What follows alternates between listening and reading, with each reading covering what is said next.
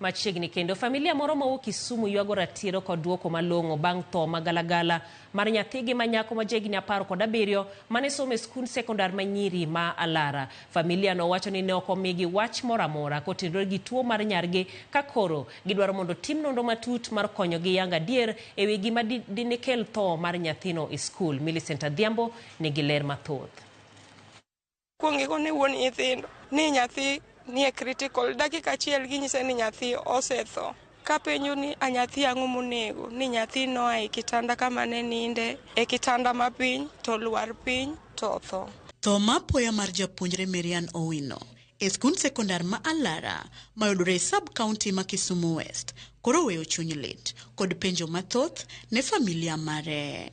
Ni to principal obiro oluongo mana japuonj machielo mondo tere osiptal ka wang'e osechung'. Onge kaka inyalo mana goni simu ni wuogi dhi e dispensary ma kama watero nyathi kanyo, to kuchopo to yudo ka nyathi otho mokwinjo kata nyathi ne tuo. Jonyuol Marian yango ni ne giloso kode e yor simu jumbe 2 motelo ne thone, kama gilero ni ne oloso kodgi kongima kendo ne onge midhiero moro amora mane oyango negi. Kata kamano, weche ne oduogo lokore tich adek otieno bang' wuon mare Morris Owino yudo simu mayango ne tho mapoya mar nyare.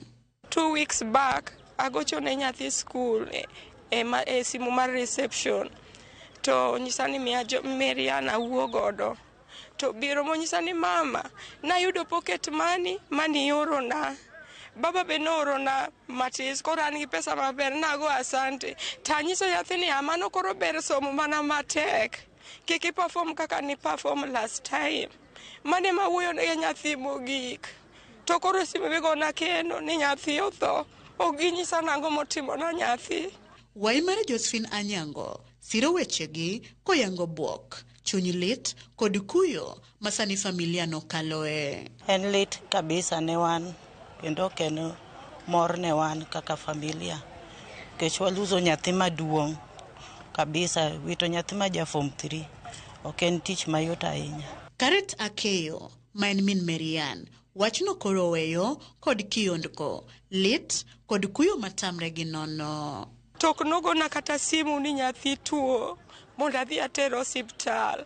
Koro an gi mana kwayo jo Alara ginyisa nang'o manotimo na nyathi mondo kata ka ike tang'e ni ang'o manotimo na nyathi. Ka e kama ringre japuonjre Marian oninde, ka koro familia mare kwayo sirikal mondo donjre wachni okonygi kod chenro mag bero kaachiel kod nono wachni mondo giyud ratiro e wi tho nyargi.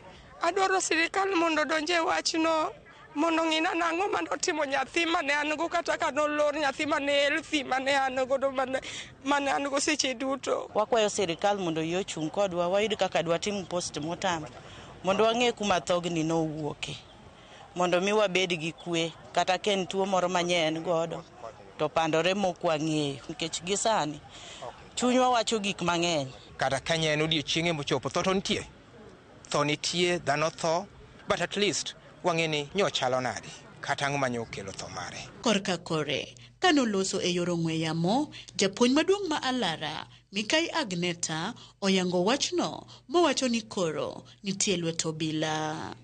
Obila madago bende oyango wachno ka gisingo mar dhi nyime kod nonro matut tok biro yudo duoko mar bero magigeno ni familia no dhi timo kaka yor chiwo nonro. Kapod ringre Marian okane kar kano ringre ma Jaramogi, familia no pod dwaro duoko malong'o e wi tho nyargi. Millicent Adhiambo, Ramogi TV. En wach malet kabisa. Komachielo en jaod bura ma kaunti ma Siaya Christine Ombako golo duol mager kodwaro tiek weche rocho ratiro kod nek mag